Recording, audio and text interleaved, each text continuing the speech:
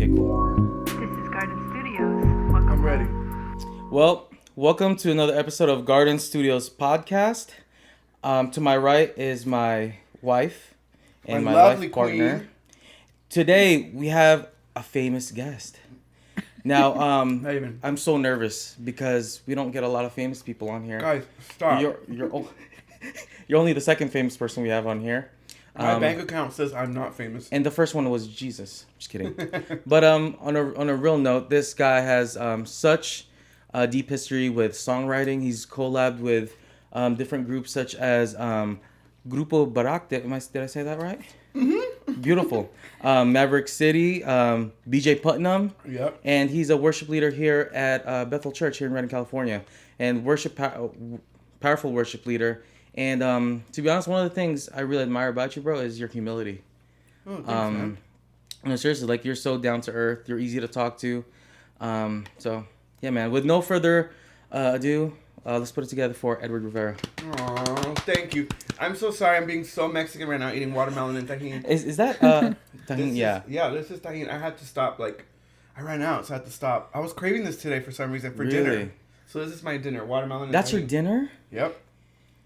That makes you full. Mm-hmm. I could never.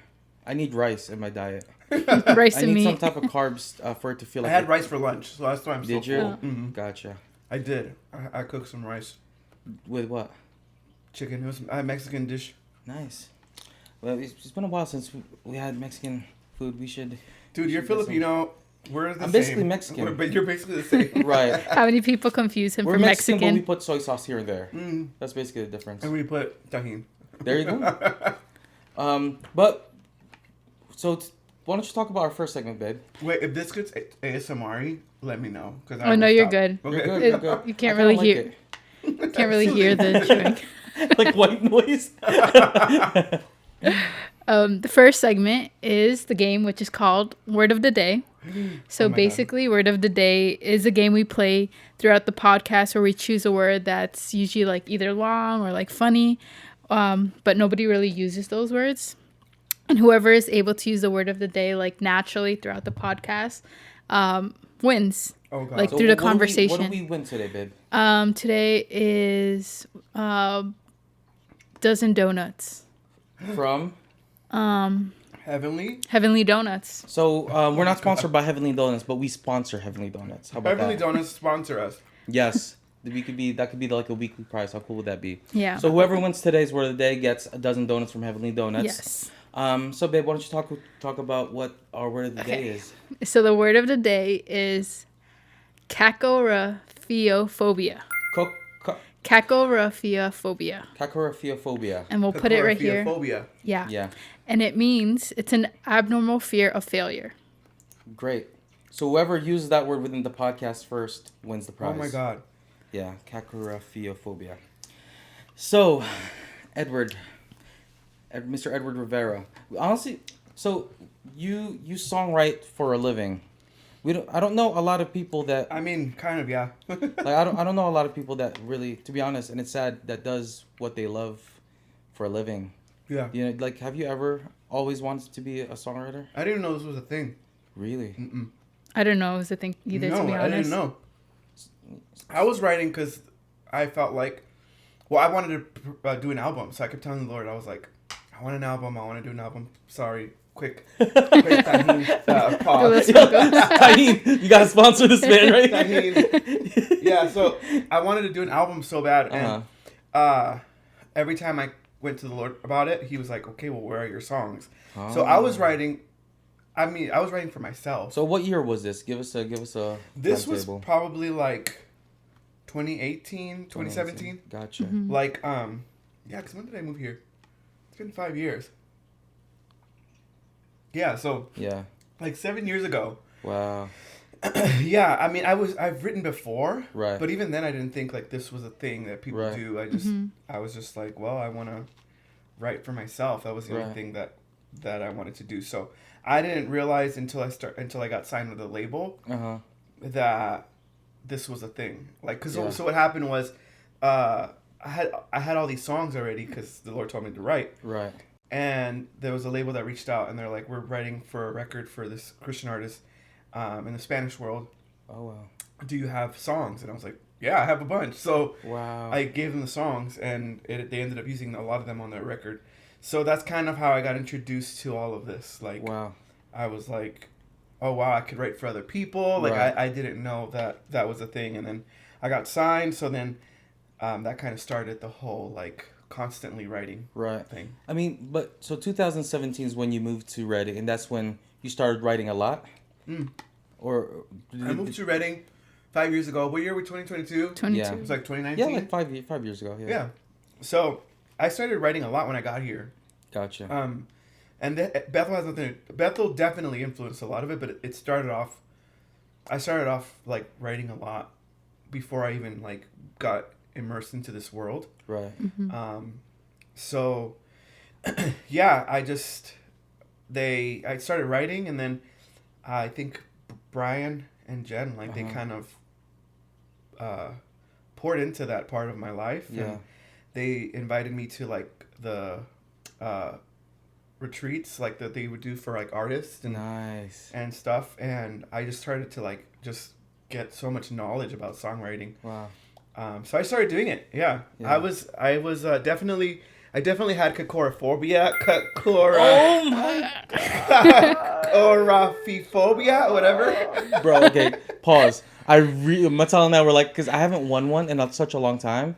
I won one like the first episode, and that was it. And you won one A few times. a few times. I really sucked at this, and I had a sentence in mind. And How do you say it? Kakorrhaphiophobia. I Yeah. definitely had Kakorrhaphiophobia. Well, first of all, congratulations. I'll drop off Congratulations. your heavenly donuts. I know where you live, so they'll be at your door.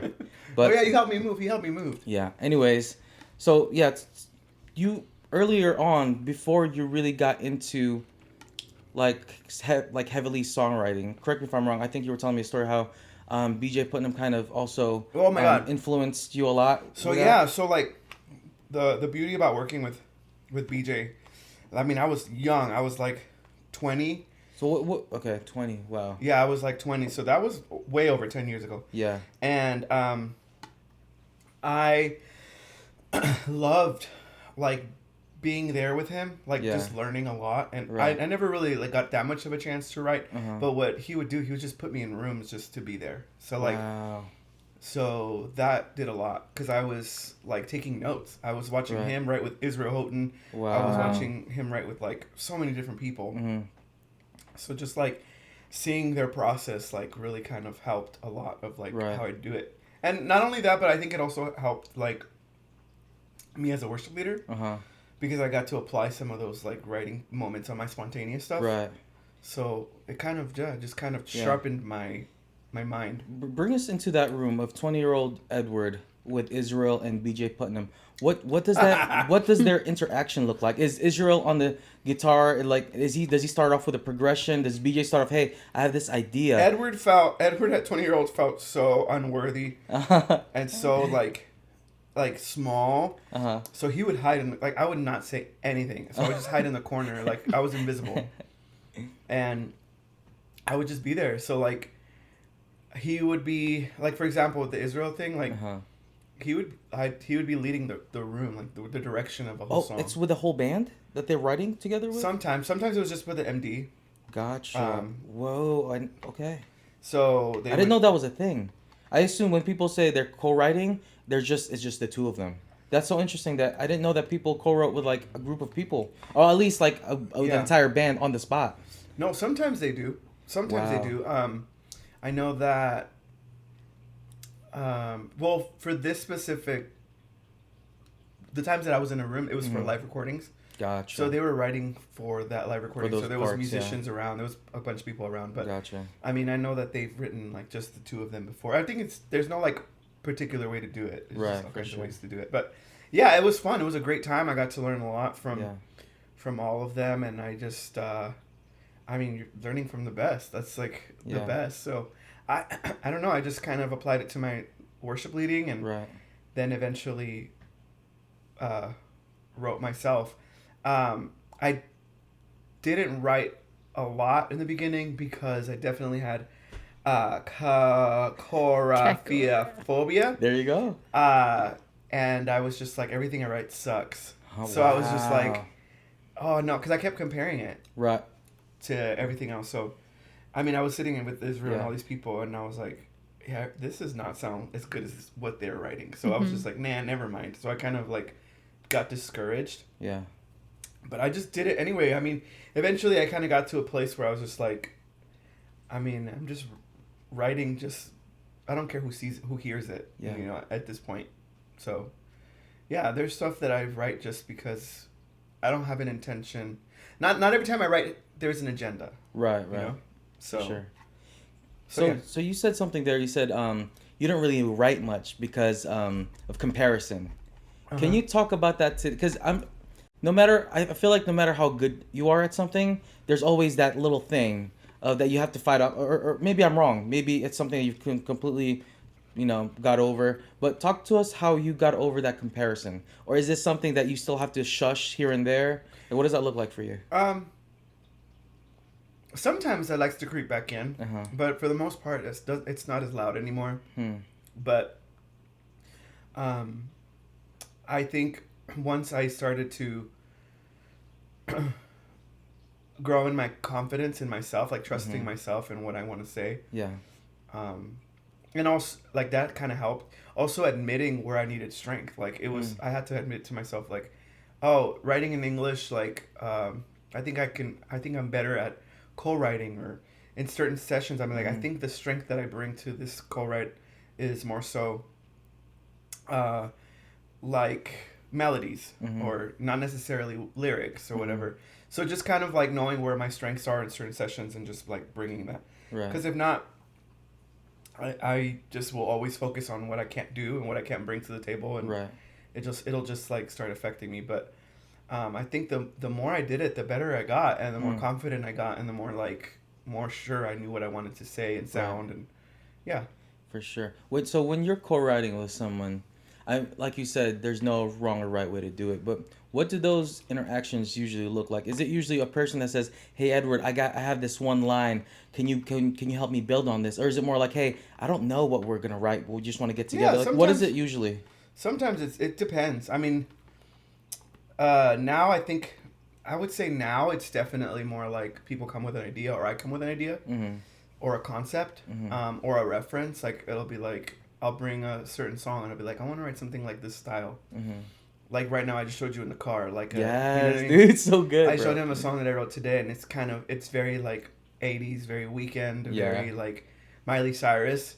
And I just, what I did was I brought that sound to the table, and I was like, I want to write something in that lane. So sometimes it's like that. Right. It depends a lot on what it is. But before, I've definitely been in rooms where it's like nobody has any idea what we're talking about. For sure. And we just talk, and then we'll just write based off of what we're talking. And sometimes it lands. Yeah. And then sometimes it doesn't go anywhere, and it's just like, oh, this was just a fun conversation we had. Right. You know? What are some, like, because a lot of our listeners are maybe have never co-wrote with someone.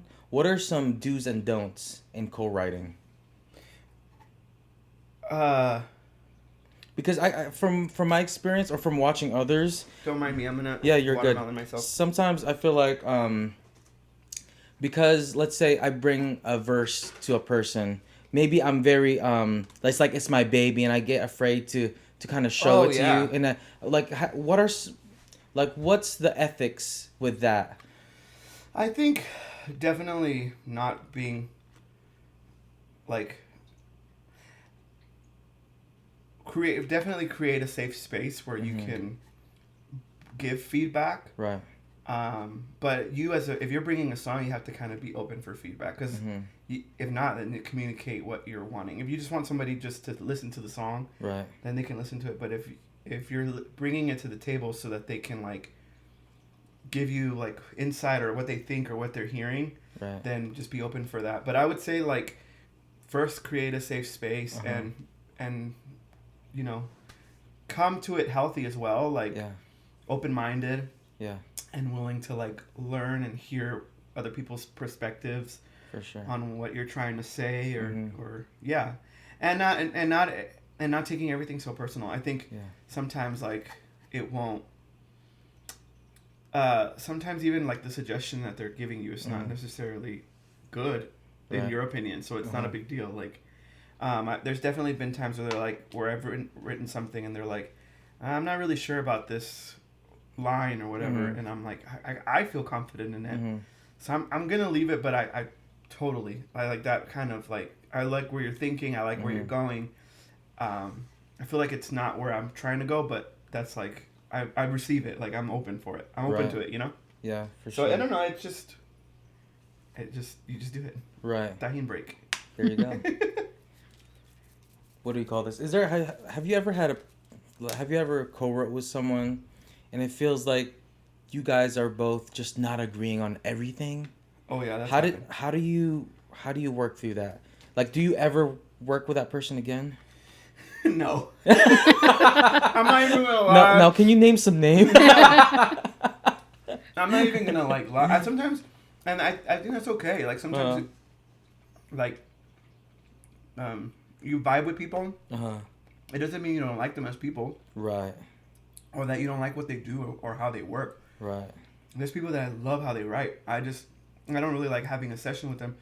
There's people that overthink, you know what I mean? Like, so like you'll never finish a song, but they write incredible songs. Right.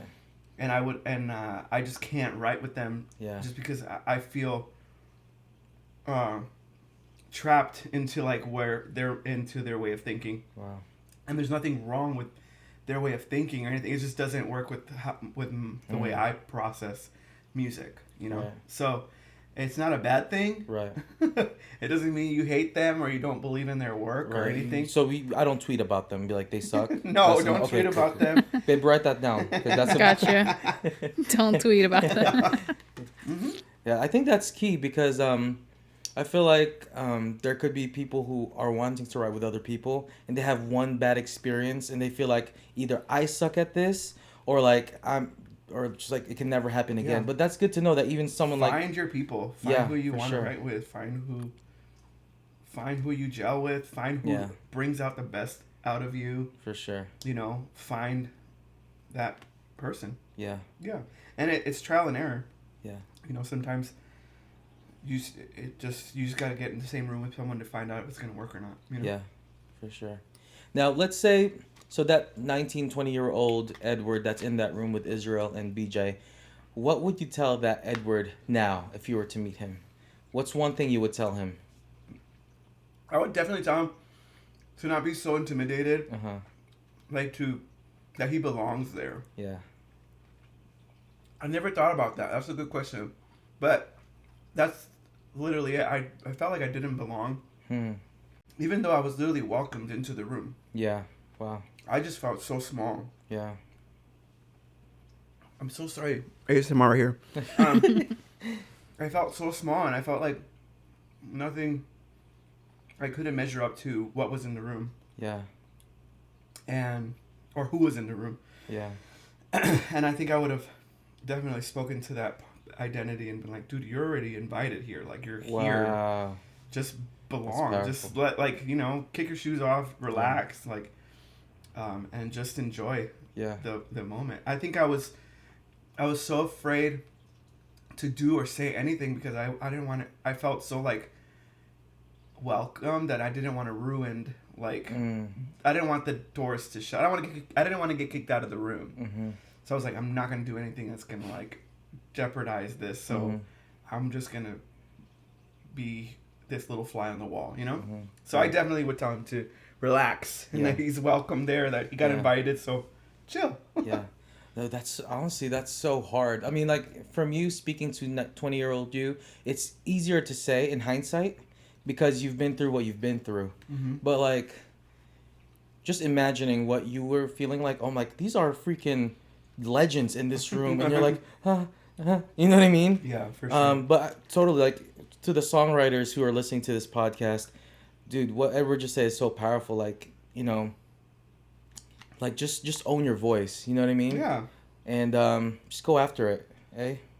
Absolutely. Yeah, for sure. So the last time you were here, you gave us some trade secrets. So we did like a songwriting little workshop here at my place, and Edward was the one that spoke, and he gave us these tips for songwriting, which was, am I allowed to share, or is that like? Oh, no, please. Am I under oath? Okay, that's good. Under So oath. what Edward said was, and correct me if I'm wrong, okay?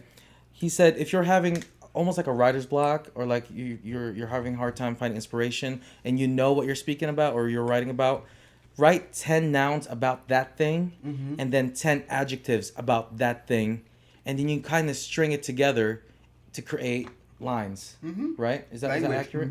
Right. Do you have any other secrets? Oh my gosh, no, but right now what I've been doing is I've been like dissecting poetry. Whoa, okay. So like, I will read, there's this guy, I forgot his name. I posted about him. It'll take me forever to find it, so. But there's this guy that I found on Instagram. Actually, no, on YouTube. He did like a spoken word piece.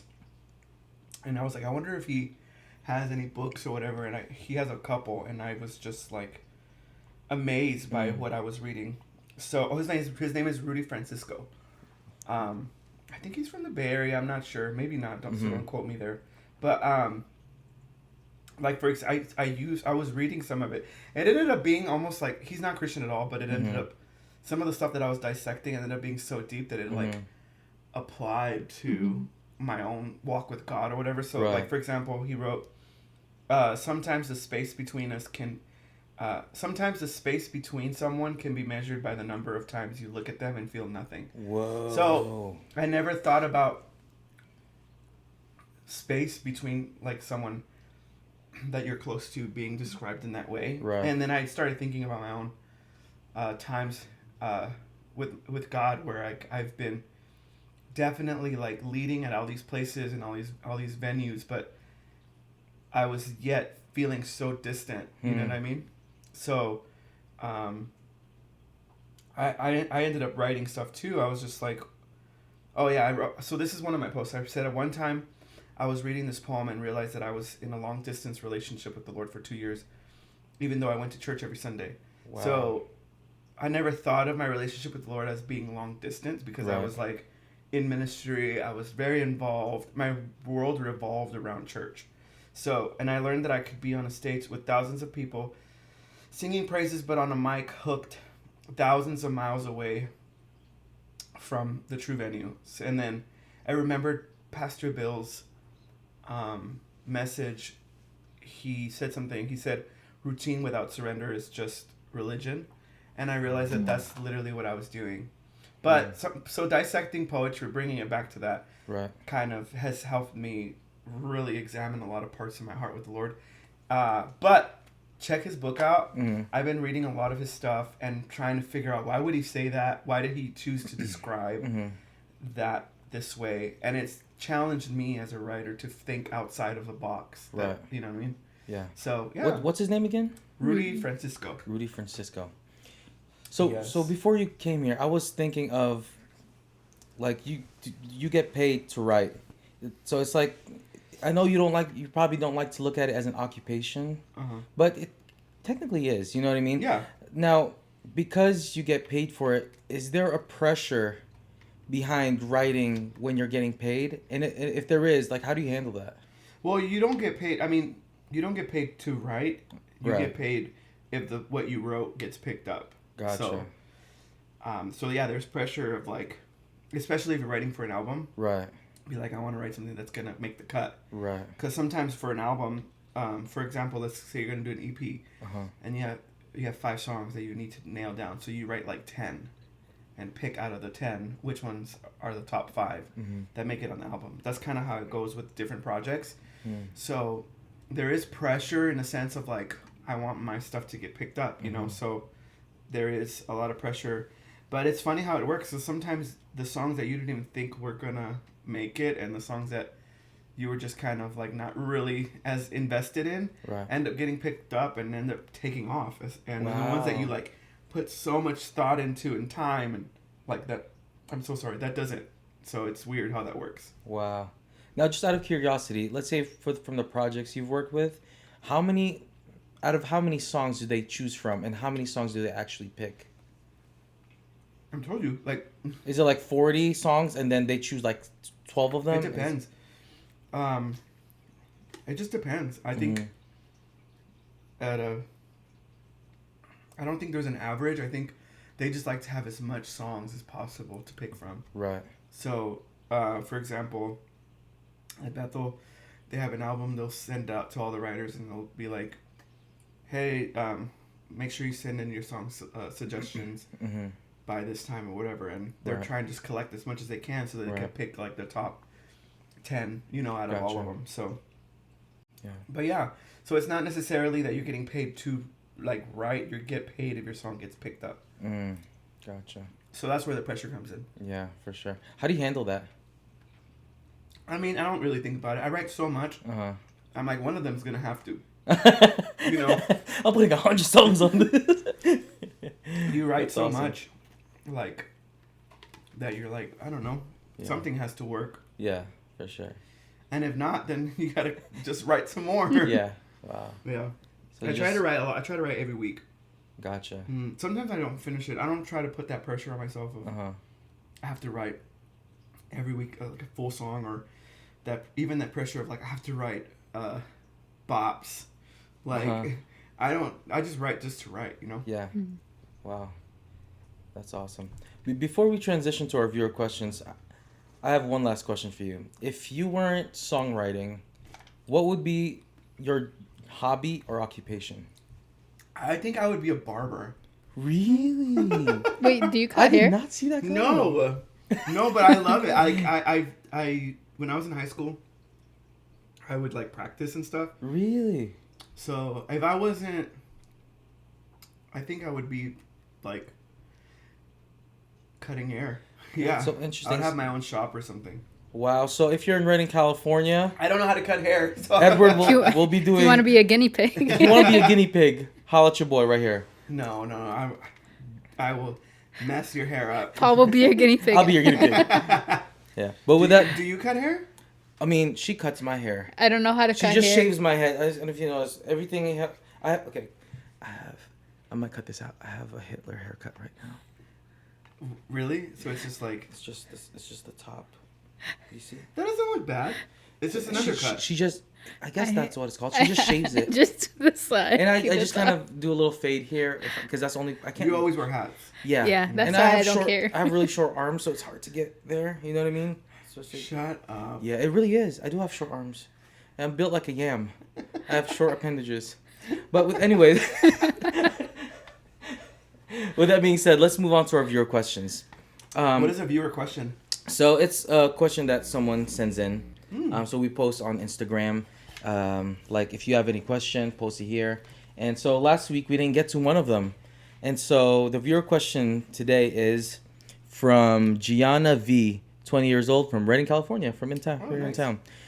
Do you think musical success should be separate from life success or meshed together? So we'll just take turns, see what our thoughts are. I'm gonna read it again. Do you think musical success should be separate from life success or meshed together? I think that'll determine on what their version of success is, because musical success, like, what does that mean? Does that mean like followers, awards? Does that mean hits? Right. And life success, does that mean like a healthy life, a healthy, like, you know what I mean? And should they be together? I think healthy success in general, like, should be good for both together. But I guess that would just depend on like what she's talking about. Right, for sure. Can you call her really quick and just like ask her? I'm just kidding. Hey, Gianna. But yeah, I think it'll depend on what that means. For sure. I don't want musical success if I'm not healthy. I don't have a healthy life. So yeah, I prefer to have like she says, life success, and to me that looks like you have flourishing relationships. You know, you have your mental health is good, your emotional health is good, you have healthy relationships with people. marriage, healthy families, like For sure. that is a success. Right. And I would not want musical success if that means that I'm losing success in this other area. Yeah. So definitely life success has to be a priority. Yeah. And then you can combine your musical success with that. But it can't, I don't think you can have success musically and make that a priority. Right. Because then you'll lose.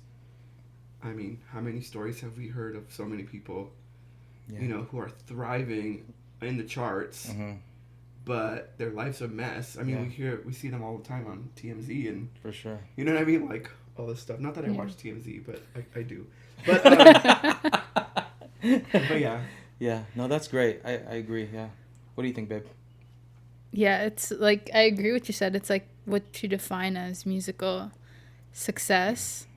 I think like you should take every accomplishment that you had, like take it. It's a difficult question because it's like depends on what she's defining as musical in life, but taking every accomplishment and seeing it not as something separate, but a part of to make your life like successful or achieve what you want in life. Like for me, like how I'm thinking what she means by the question is like musical success should be part of your life success. Like you should set it, like you said, like in a healthy way, like, oh, I want to write songs not because you want to achieve like fame or something, but it's because it's fulfilling in your life. Like kind of like what you're doing. You're writing music and you're not writing it like, oh, I'm writing music just because I want to, you know, make songs for these people, but it's because I like to write. So I feel like meshing it together with your life like in a healthy way, like that's the most important thing. And just like achieving your goals and kind of. Yeah, I agree with everything you guys said. I think one way that's maybe a good way to look at this or to gauge this question is looking at people in Hollywood who have gained musical success, or maybe not even music, but like success in their arts. And the sad part is a lot of those people, like what you said, are very sad people. And we've heard there's plenty of stories, not just in our time, but like in history, where creatives who are top tier unfortunately take their lives because their life success, they didn't feel like it was there. So, I mean, musical success or art success, it's such a small portion of your life. Like, what % of your life are you on stage singing? Like, what % of your life are you, I mean, maybe for you, you're probably like, but like, it's such a minute part of your life that if you just focus on that one part, it's like the rest of your life. Like, how's your family life? Are you happy? When you look in the mirror, how do you feel about yourself? I think for me, at least, if you focus on like just life holistically and just focus, you know, I would totally separate those things, although music is definitely part of your life. But I think if you're happy, then you're happy. Yeah. That's a good way to put it. Yeah. But yeah, Gianna, we love you. I'll see you in I school. hope it makes sense. Yeah, hopefully that made sense. But anyways, you want to transition us to our next segment, babe? So our next segment. There's another segment. This is the last segment. This is our last segment. It's a challenge. It's kind of the thing that you taught us last time you were here. Oh, okay. The choose a topic and then you write 10 nouns and then 10 adjectives. But instead we're gonna do 5 each just for time. Okay. We'll choose one topic and then we'll just like write down. So this is our last thing that we're doing. This is our last segment. So Edward, why don't you choose from a hat? Paul came up with these topics, so I don't know what it's about. Thanks, Paul.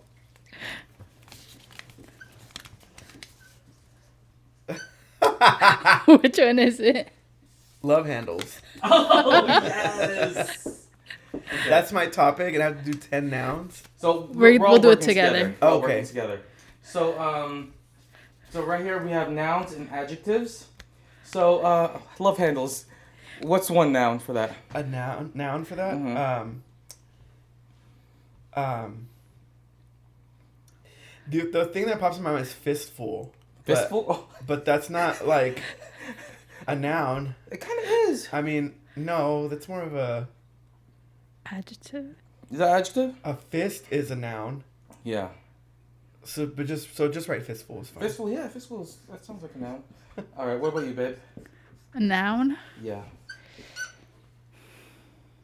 There's another L. There is another F. Did you say F? L. Fistful. Fist. There's another L. Oh, there's another L. There you go. So I'm an immigrant, bro. Bro, I spelled. So one of the things in there is cheese. He Bro, put it I with a spelled Z. cheese wrong. I was like, who spells I cheese spelled with a cheese Z? wrong. How do you spell Anyways. it? Cheese? Noun. I'm thinking of it's another word for it, but like muffin top. Muffin top? Beautiful. It could be. Muffin top. Okay. Yeah. For me, I'm going to choose something easy. I'm going to put fat. Oh. Because it is. It's fats. Plural. Okay. We have 1, 2, 3. We need 2 more. Okay. Love handles that makes me think of like love. So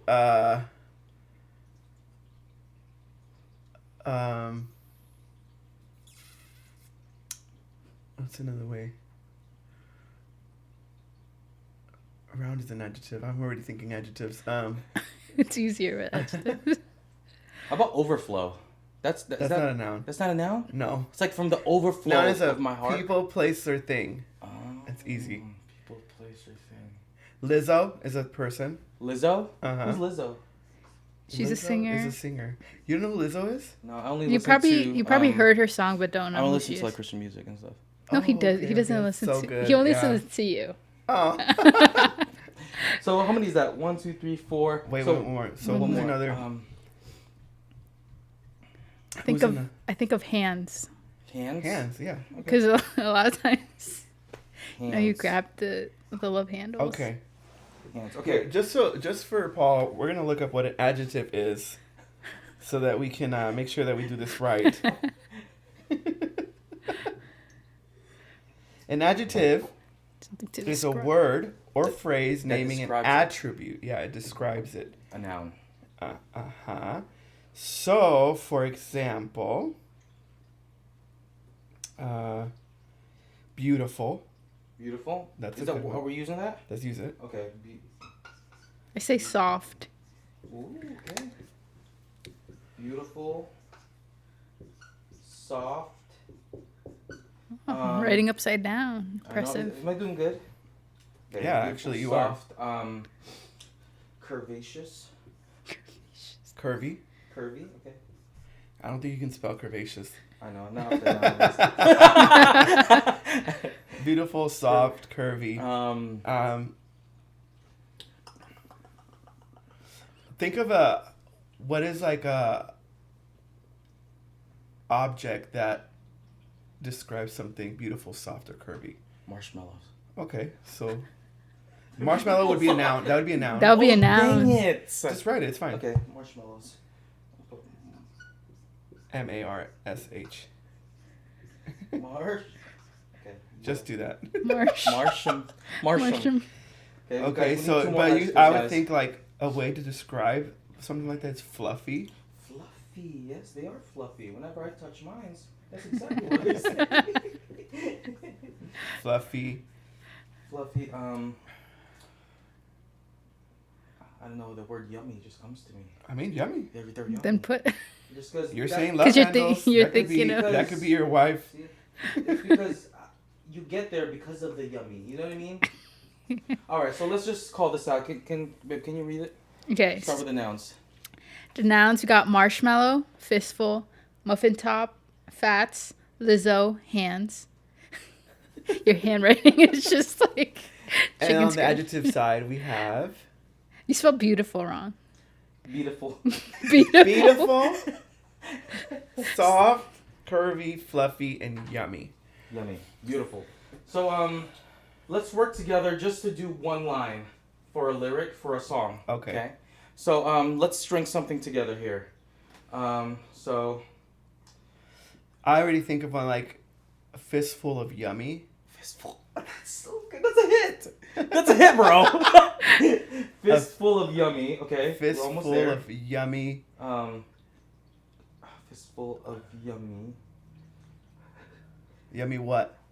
Fistful of yummy. We're talking about love handles. I was gonna say fats. Fistful of yummy fats. You could say curves instead of fats. Okay. Fistful of yummy curves. Yeah, I want a fistful of yummy curves. That's it. I want a fistful of yummy curves. That's a hook right there. So there you go, guys. So Give me a fistful of yummy curves. That is what we've learned from Edward. So if you're ever in a writer's block and just need some help, write 10 adjectives, 10 nouns, and just, sew them together, and you got yourself a fistful of yummy curves. Give me a fistful of yummy curves. Hey! See that? Give me the thing that I do deserve. Hey! Hey, listen. We just co-wrote. I just want to say that I co-wrote with Edward Rivera. And so if we ever record this, I don't know where I would use a fistful of yummy curves, but that's a spontaneous worship right there. But with that being said, thank you guys for tuning in. We love you guys. Love y'all. yes. Toodles. Adios. Not just decoration. We are transformation. Okay, turn on the AC. It is hot. My fistful of yummy curves getting sweaty. The beginning was a garden. Well, I'm so sorry to Guided Studios. Welcome home.